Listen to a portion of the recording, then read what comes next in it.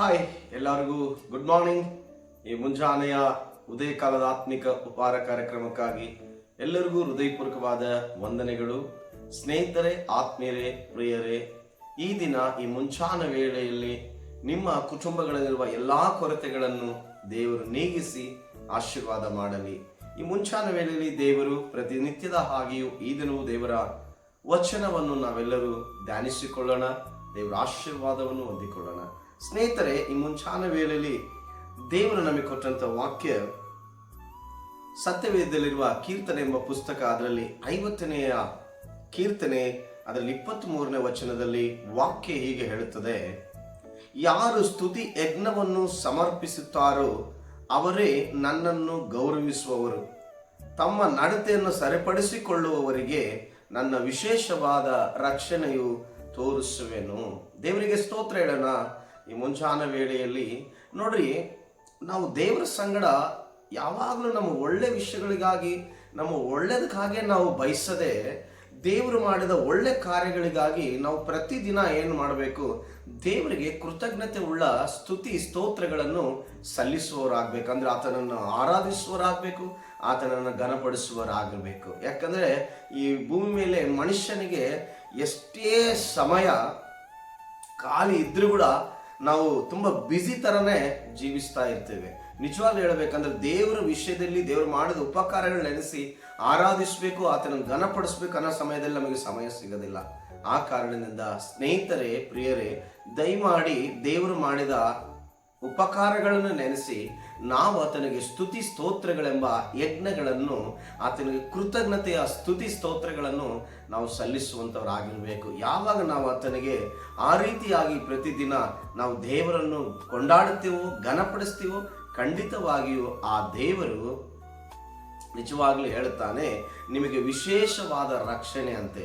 ನಿಜವಾಗ್ಲಿ ನಾವು ಸ್ತುತಿಸುವಂಥದ್ದು, ಆರಾಧಿಸುವಂಥದ್ದು ಎಷ್ಟು ಪ್ರಾಮುಖ್ಯವಾಗಿದೆಯೋ ಅದರಂತೆಯೂ ಪ್ರತಿದಿನವೂ ನಮ್ಮ ನಡತೆಯನ್ನು ಸರಿಪಡಿಸಿಕೊಳ್ಳುವುದು ಕೂಡ ಅಷ್ಟೇ ಪ್ರಾಮುಖ್ಯವಾಗಿರೋದು. ಯಾವಾಗ ನಮ್ಮ ನಡತೆ ಈ ಲೋಕದಲ್ಲಿ ಮೊದಲಿದ್ದ ನಡತೆಗಿನ್ನ ಈಗ ಅದನ್ನು ಬಿಟ್ಟು ಒಳ್ಳೆಯ ನಡತೆಯಲ್ಲಿ ನಡೆಯುವಂತ ನಡತೆ ದಿನದಿನಕ್ಕೂ ನಾವು ಬದಲಾಯಿಸಿಕೊಂಡು ಹೋಗುತ್ತಿರುವಾಗ, ಅದನ್ನು ಸರಿಪಡಿಸಿಕೊಂಡು ಹೋಗುತ್ತಿರುವಾಗ ಖಂಡಿತವಾಗಿ ದೇವರು ಈ ಮುಂಜಾನೆ ವೇಳೆಯಲ್ಲಿ ಹೇಳ್ತಾನೆ, ಅಂಥವರಿಗೆ ನನ್ನ ವಿಶೇಷವಾದ ರಕ್ಷಣೆಯನ್ನು ನಾನು ಕೊಡುತ್ತೇನೆ ಎಂಬುದಾಗಿ.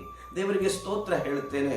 ದೇವರು ತಾನು ವಿಶೇಷವಾದ ರಕ್ಷಣೆ ಕೊಡ್ತೀನಿ ಅಂತಂತಂದ್ರೆ, ನಿಜವಾಗ್ಲಿ ನೋಡ್ರಿ, ನಮ್ಮ ಮನೆಯಲ್ಲಿ 5 ಜನ ಮಕ್ಕಳಿರುವಾಗ 5 ಜನ ಮಕ್ಕಳಲ್ಲಿ ತಂದೆ ಆಗಿರುವ ವ್ಯಕ್ತಿ ಯಾವ ಒಬ್ಬ ಮಗನ ಮೇಲೆ ಹೆಚ್ಚಿನ ಪ್ರೀತಿ ಇರುವಾಗ ಅವನಿಗೆ ನಿಜವಾಗ್ಲಿ 4 ಜನರಿಗಿನ್ನ ಹೆಚ್ಚಾದ ರೀತಿಯ ಕಾರ್ಯಗಳ ಮೇಲೆ ಮಾಡುವುದಕ್ಕೆ ಇಷ್ಟಪಡುವವನಾಗಿರ್ತಾನೆ. ಈ ದಿನ ಮುಂಜಾನೆ ವೇಳೆಯಲ್ಲಿ ದೇವರು ಹೇಳ್ತಾ ಇರುವುದೇನೆಂದರೆ, ಯಾರು ಸ್ತುತಿ ಯಜ್ಞಗಳನ್ನು ಸಮರ್ಪಿಸುತ್ತಾರೋ, ಯಾರು ತಮ್ಮ ನಡತೆಯನ್ನು ಸರಿಪಡಿಸಿಕೊಳ್ಳುತ್ತಾರೋ ಅವರಿಗೆ ನನ್ನ ವಿಶೇಷವಾದ ರಕ್ಷಣೆಯನ್ನು ತೋರಿಸುವೆನೆಂಬುದಾಗಿ. ಆ 4 ಜನ ಅಣ್ಣ ತಮ್ಮರಕ್ಕಿನ್ನ ಆ ಒಬ್ಬನಿಗೆ ಎಷ್ಟು ತಂದೆ ಅವನನ್ನು ವಿಶೇಷವಾಗಿ ಆಶೀರ್ವಾದ ಎಲ್ಲ ಕಾರ್ಯಗಳಿಂದ ಅವನನ್ನು ಹೆಚ್ಚಾಗಿ ನೋಡುತ್ತಾನೋ, ಅದರಂತೆ ದೇವರನ್ನು ಸ್ತುತಿಸುವವರನ್ನು, ದೇವರ ಕಾರ್ಯಗಳನ್ನು ನೆನೆಸಿ ಕೊಂಡಾಡುವವರನ್ನು, ಹಾಗೆ ಆ ಕೆಟ್ಟ ನಡತೆಯನ್ನು ಬಿಟ್ಟು ಒಳ್ಳೆ ನಡತೆಯನ್ನು, ಅಂದರೆ ಅವರ ನಡತೆಗಳನ್ನು ಸರಿಪಡಿಸಿಕೊಂಡು ಹೋಗುವವರಿಗೆ ಇವತ್ತು ವಿಶೇಷವಾದಂಥ ಆ ಒಂದು ರಕ್ಷಣೆ ದೇವರು ಮಾಡುವಂತನಾಗಿದ್ದಾನೆ. ದೇವರು ನಿಮ್ಮನ್ನು ಆಶೀರ್ವದಿಸಲಿ. ಆ ವಿಶೇಷ ರಕ್ಷಣೆಯಲ್ಲಿ ನೀವೆಲ್ಲರೂ ಭಾಗಿಯಾಗಬೇಕೆಂದೇಳಿ ನಾನು ಆಸೆ ಪಡುವನಾಗಿದ್ದೇನೆ. ದಯಮಾಡಿ ದೇವರನ್ನು, ದೇವರ ಕಾರ್ಯಗಳನ್ನು ನೆನೆಸಿ ಸ್ತುತಿಸಿರಿ, ಆತನನ್ನು ಕೊಂಡಾಡ್ರೆ ಆತನ ಬೇರೆ ಇನ್ನೇನು ಕೊಡೋ ಅವಶ್ಯಕತೆ ಇಲ್ಲ. ಆತನ ಹೆಸರೆತ್ತಿ ಆತನ ನಾಮವನ್ನು ಘನಪಡಿಸಿದರೆ ಸಾಕು. ಆ ಕರ್ತನಾದ ದೇವರು, ಆ ತಂದೆಯಾಗಿರುವ ಯೆಹೋವನು, ಆತನ ಮಗನಾದ ಯೇಸು ಕ್ರಿಸ್ತನ ನಾಮದಲ್ಲಿ ನಮ್ಮೆಲ್ಲರನ್ನು ಆತನು ವಿಶೇಷವಾದ ರಕ್ಷಣೆಯಿಂದ ಆಶೀರ್ವದಿಸುವನಾಗಿದ್ದಾನೆ. ಅದಕ್ಕಾಗಿ ನೋಡುವ ನಿಮ್ಮನ್ನೆಲ್ಲರೂ ಕೂಡ ದೇವರು ವಿಶೇಷವಾದ ರಕ್ಷಣೆಯಿಂದ ಆಶೀರ್ವದಿಸಲಿ ಎಂಬುದಾಗಿ ನಾನು ಪ್ರಾರ್ಥಿಸುವನಾಗಿದ್ದೇನೆ. ಪರಲೋಕದಲ್ಲಿರುವ ಒಳ್ಳೆಯ ತಂದೆಯೇ, ಈ ಮುಂಚಾನ ವೇಳೆಯಲ್ಲಿ ಈ ಕಾರ್ಯಕ್ರಮವನ್ನು ನೋಡುತ್ತಿರುವ ಪ್ರತಿ ನಿನ್ನ ಮುದ್ದಾದ ಮಕ್ಕಳನ್ನು ಆಶೀರ್ವಾದ ಮಾಡೋ, ಅವರ ಚಿಂತೆ, ಬಾಧೆ, ದುಃಖ, ಅನಾರೋಗ್ಯ ಕರ್ತನೆ, ಅವರಿಗಿರುವ ಎಲ್ಲ ಸಮಸ್ಯೆಗಳಿಂದ ನೀನು ಕರ್ತನೆ ಬಿಡುಗಡೆ ಪಡಿಸಿ ಅವರಿಗೆ ವಿಶೇಷವಾದ ರಕ್ಷಣೆಯಿಂದ ನೀನು ನಡೆಸಬೇಕೆಂದು ಹೇಳಿ ಘನ ಮಾನ ಮಹಿಮೆ ನಿನಗೆ ಸಲ್ಲಿಸ್ತಾ ಯೇಸುವಿನ ನಾಮದಲ್ಲಿ ಸ್ತುತಿಸಿ ಪ್ರಾರ್ಥಿಸಿ ಬೇಡಿ ಹೊಂದಿದ್ದೇನೆ ತಂದೆಯೇ, ಆಮೆನ್.